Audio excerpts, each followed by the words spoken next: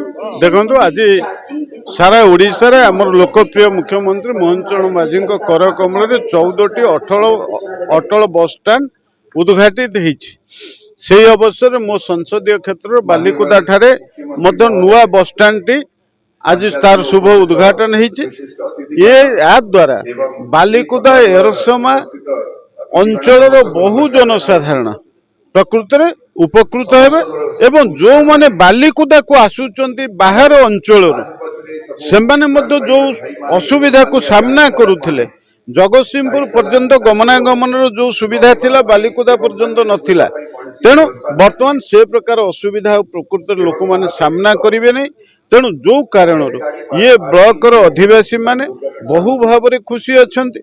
एवं दल मत निर्विशेष रे सबु लोकंकर गोटे कृतज्ञता जन आमर प्रिय मुख्यमंत्री के जे प्रकृत रे योजना आधार रे एठी बालिकुदार जो उन्नति पाई ये बस स्टैंड नितांत आवश्यकता को ये सरकार पूरण करिछि। तेणु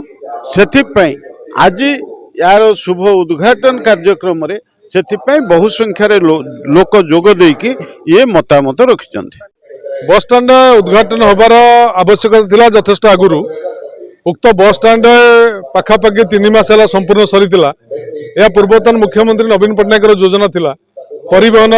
सुविधा पाई ग्रामांचल लोकंकु शहरी सुविधा जोगे देवाई से सेतबळे लक्ष्मी बस सेवा योजना कार्यकारी करथिले एवं लक्ष्मी बस सेवा योजना अंतर्गत यह थिला मो बस स्टैंड। सेतबळे सरकारंकर ना थिला मो बस स्टैंड सरकार बदलिला परे रंग बदलीगला योजना बदलीगला मो बस स्टैंड रूपांतरित होला अटल बस स्टैंड रूपे एवं आज उक्त बस स्टैंड शुभ उद्घाटन है। यही अवसर में ओडिशार माननीय मुख्यमंत्री मोहन चरण माझी एवं ओडिशा सरकार को बालिकुदावासी तरफ धन्यवाद दूची कृतज्ञता ज्ञापन करुच्ची। आशा करी जे बालिकुदार विकास पाई माननीय मुख्यमंत्री उक्त सरकार पातर अंतर नीति अवलंबन न करी बालिकुदा विकास को निश्चित भाव में अग्राधिकार देवे।